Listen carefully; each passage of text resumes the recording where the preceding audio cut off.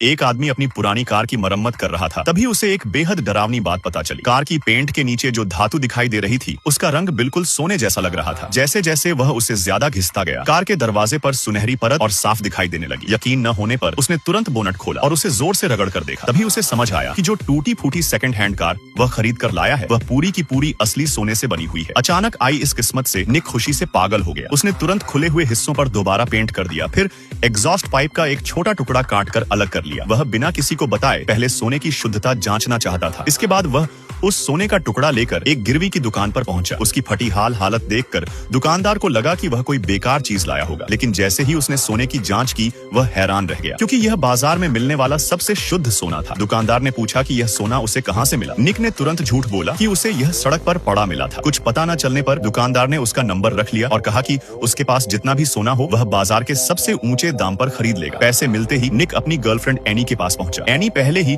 उससे ब्रेकअप करने वाली थी, क्योंकि उसे लगता था कि निक जिंदगी में कुछ नहीं करेगा, लेकिन ढेर सारे पैसों ने उसका मन बदल दिया। इसके बाद दोनों ने मिलकर जमकर पैसे उड़ाने शुरू कर दिए, लेकिन उन्हें बिल्कुल अंदाजा नहीं था कि शहर का सबसे बड़ा गैंग इसी सोने की तलाश में जगह जगह छानबीन कर रहा है। और जिस गिरवी की दुकान पर निक गया था तो उसका मालिक उसी गैंग का आदमी था। असल में गैंग के पुराने लीडर ने मरने से पहले अपने सारे काले धन को सोने में बदलकर एक कार के रूप में छिपा दिया था। गैंग के लोगों को सिर्फ इतना पता था कि कहीं बहुत बड़ी दौलत छिपी हुई है, लेकिन वह सोना कहाँ है यह किसी को नहीं मालूम था। इसी वजह से गैंग लीडर का पोता जॉन मुसीबत में फंस गया। गैंग के लोग उससे उस खजाने का पता जानना चाहते थे, लेकिन जॉन को सच में कुछ नहीं पता था। उसे झूठा समझकर गुंडों ने उस पर बेहद खतरनाक अत्याचार शुरू कर दिए, यहाँ तक कि उन्होंने हाइड्रोलिक कट्टर से उसके पैर की एक उंगली तक काट दी। उधर दूसरी तरफ अपनी किस्मत बदलने वाली कार का एहसान जताने के इरादे से निक पुराने मालिक के पास पहुंचा और उसे धन्यवाद कहते हुए कुछ पैसे दे दिए। लेकिन वहां से निकलते समय उसकी नजर अचानक उन गैंगस्टरों पर पड़ गई जो उसी कार की तलाश में वहां पहुंचे थे। कुछ गड़बड़ महसूस होते ही निक तुरंत वहां से भाग निकला। गुंडे फिर एक बार उस खजाने तक पहुंचने से चूक गए, लेकिन बेचारा पुराना कार मालिक इतना किस्मत वाला नहीं था। उधर गैंग के पुराने लीडर का वफादार आदमी समय रहते पहुंच गया और जॉन को बचाकर वहां से निकाल ले गया। उसने खुद पीछे रुककर गुंडों को रोकने का फैसला किया ताकि जॉन भाग सके। डरा हुआ जॉन भागते भागते सड़क पर पहुंचा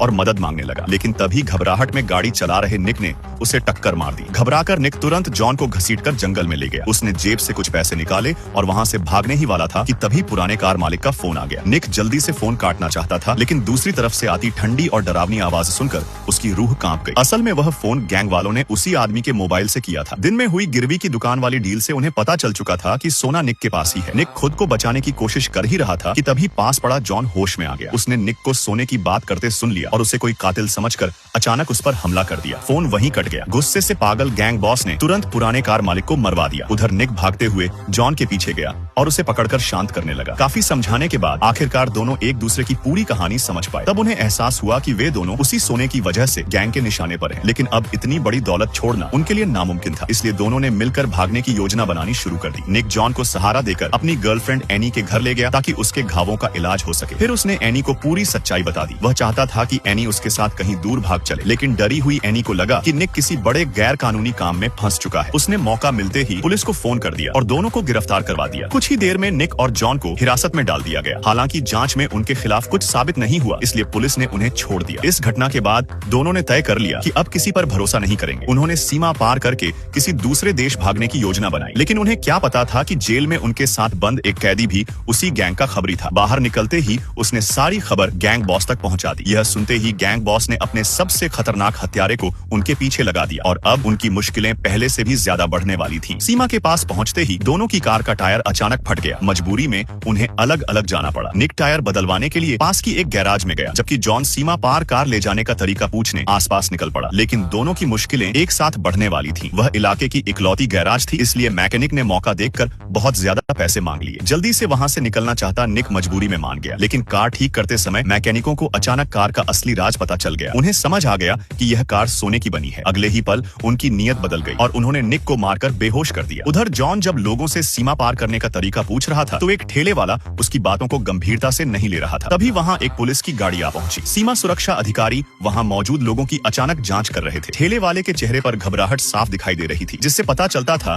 कि उसकी पहचान भी संदिग्ध है। तभी जॉन ने तुरंत ठेले से एक खरबूजा उठाया और उसकी जमकर तारीफ करने लगा। फिर किसी अनजानी विदेशी भाषा में बोलकर खुद को विदेशी पर्यटक साबित करने लगा। उसकी अजीब हरकतों से पुलिस पूरी तरह भ्रमित हो गई और वहां से चली गई। ठेले वाला उसकी मदद से इतना खुश हुआ कि उसने अपने एक दोस्त से बात करके जॉन को सीमा पार कराने जाने का वादा कर दिया। उधर गैराज में कुछ मैकेनिक बैठकर सोच रहे थे कि निक को कैसे खत्म किया जाए, लेकिन निक सिर्फ बेहोश होने का नाटक कर रहा था। मौका मिलते ही वह अचानक उठकर वहां से भाग निकला, लेकिन उसे क्या पता था कि जॉन की मदद करने वाला बूढ़ा आदमी उसी गैराज का मालिक है। तभी सबको समझ आया कि वे लोग आपस में ही भिड़ गए थे। माफी मांगने के लिए गैराज वालों ने कार को नए तरीके से छिपाकर तैयार कर दिया। बदले में निक और जॉन ने उन्हें पेट्रोल टैंक का सोने वाला ढक्कन इनाम में दे दिया। लेकिन जैसे ही दोनों वहां से निकलने वाले थे, तभी एक कार तेजी से वहां आकर रुकी। जॉन उसे देखते ही डर गया और तुरंत कार में छिप गया, क्योंकि आने वाला आदमी वही खतरनाक हत्यारा था जिसने पहले उसे यातनाएं दी थी। गैराज के लोग मिलकर उसे वहां से टालने की कोशिश करने लगे, लेकिन जैसे ही उस आदमी ने अपना नाम बताया तो सभी डर के मारे वहां से भाग खड़े हुए। हत्यारे ने तुरंत अंदर जाकर उन्हें पकड़ने की कोशिश नहीं की। असल में वह सिर्फ उन्हें डराकर बाहर निकालना चाहता था। निक और जॉन पुरानी सेकंड हैंड कार में तेजी से भागने लगे, लेकिन कार इतनी धीमी थी कि हत्यारा जल्दी ही उनके पीछे पहुंच गया। उसने बंदूक निकालकर उन पर लगातार गोलियां चलानी शुरू कर दी। दोनों जान बचाने के लिए इधर उधर भागते रहे। भागते भागते